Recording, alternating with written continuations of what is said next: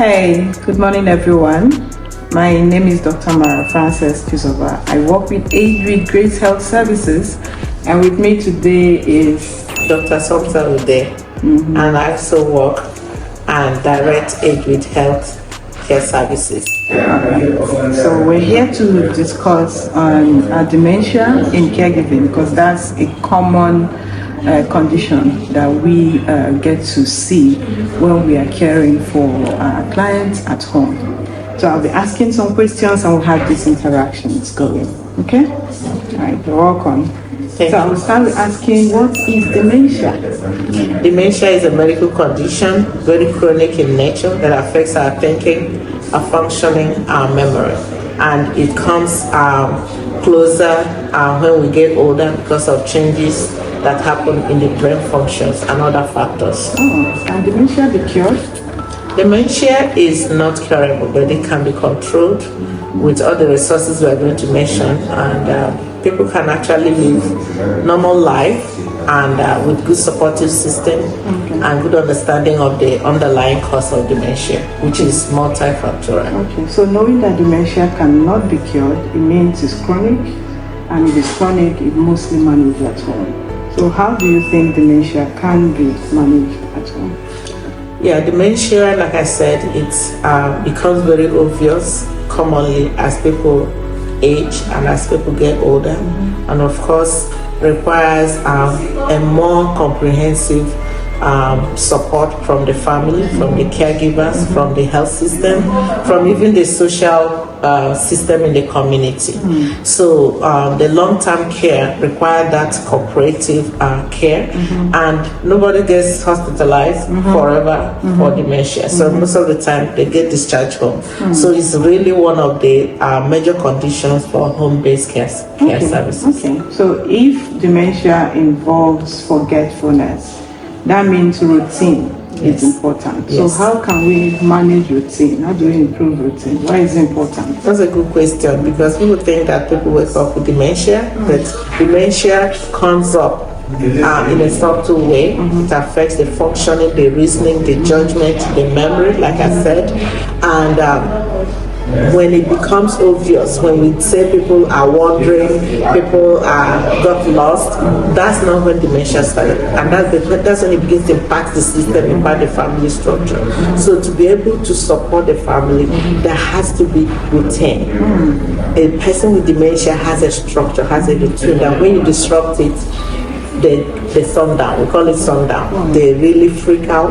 They get agitated. And one thing is that there are some comorbidities that have to do with dementia. Most people with dementia will end up becoming depressed, becoming anxious, easily agitated. Of course, with other physical morbid conditions attached to it affect memory. So that makes it a very complex thing to manage. Okay, so knowing these challenges that come with dementia, there will be time when there are memory lapses. Yes. So when that happens, how best can a caregiver or a family manage that situation without getting into argument with the person that has forgotten? Let me give you an instance. Someone says, Mama asked me to cook okra soup, and I made okra soup. And by the time I will come back, this is our caregiver, one of our caregivers. Mama has said, why did you make okra soup? He said, but you asked me to make okra soup. So there are times of those memory lapses. How can it be managed without getting involved in an accident? One is a good question. Our program, one of the programs our week provides, Age with Healthcare Services, is really a certification program where we deal with dementia as a topic, and we deal detail. But to answer your question, you have to have a family member with dementia, live with a family member with dementia. So I'm not just speaking, it is something I practice. You have to be in the world of the person that has dementia. If they say, oh, I said okra soup, now it's a bonus soup, acknowledge it. That's not the time to argue. That's right. That's just a summary of, you can't argue. If they said, you told me you're coming and didn't come, get into their world, because that's their reality. Even though to you they're confused, but that's their reality. Exactly. They are seeing 6, you are seeing 9. Correct. So you just have to come in between to be able to agree with them. That has been interesting, I must say. So how can you improve communication for someone that is having dementia? It's tailored to individual care. It's not one size fits all. That's right. what is the language? Most people, as they get into dementia, they resort to their first language. So if it's Igbo, if it's Yoruba, if it is Asian, you have to make sure that you don't speak to them when you want to explain things to them in languages they don't use to communicate often. That's right. And know that that's a swing in their mood. When they get agitated and get too frustrated, it's not going to last forever. And when you notice, when they move out of that phase, they feel a kind of guilt because they recollect that they have something has shifted. That's why you have to empathize with them. Good, yes. good. So speaking the language you'll understand, leaving them to pass through that phase and not giving them a sense of feeling guilty. Thank you. Will help them manage the frustration that comes with it. That's perfect. That's perfect. So for someone that is now caring for someone with dementia, like a caregiver, a family member, how best can the person manage his or her own stress so that it doesn't shift it on the client?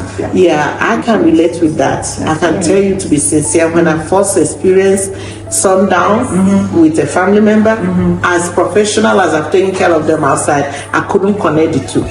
I couldn't connect the two. So that burnout, I got frustrated.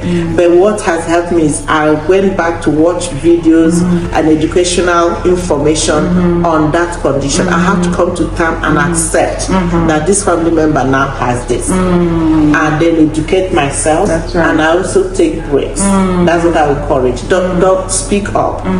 And that's why also getting understanding of what does this medical condition entails, how do the symptoms present, so that, and then involve the primary caregiver, involve the family member, and you can contact, there are a lot of resources out there. We have resources on caregiver burnout.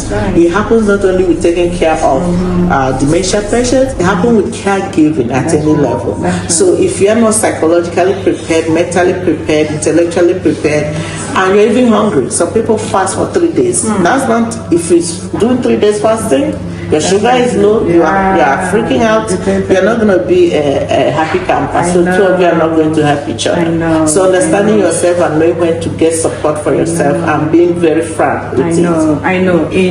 At our week, one thing we do is we have what we call family caregiving meeting, where we meet with both the family and also with the caregivers. And these are the opportunities or the platform that we use to encourage rest, encourage taking breaks, and also to express the challenges that they may be having. So this also forms an opportunity to have a support group.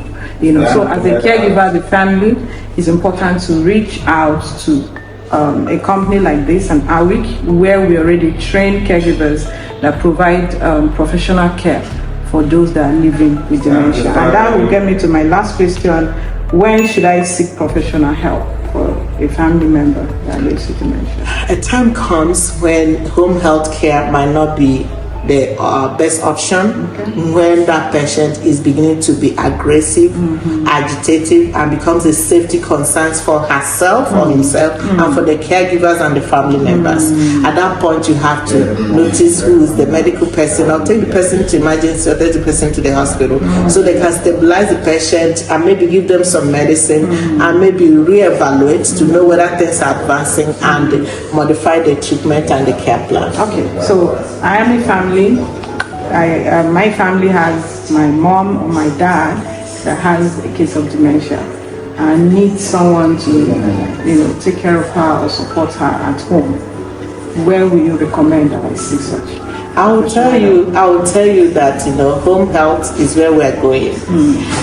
Many elderly, older persons want to be cared for in the comfort of their homes, and that's what Grace Health Services provide. We don't just provide caregivers, we don't provide nannies. We provide professionally trained, certified caregivers who actually have been educated on how to take care of this special patient population. That's right. And you can contact us. You can go to our website at weekhealth.com, and there you have our numbers. You can email us. So our number is +234 907079 3026. So it's good to have this discussion and this conversation, and we hope to meet you and hear from you. Bye. Bye.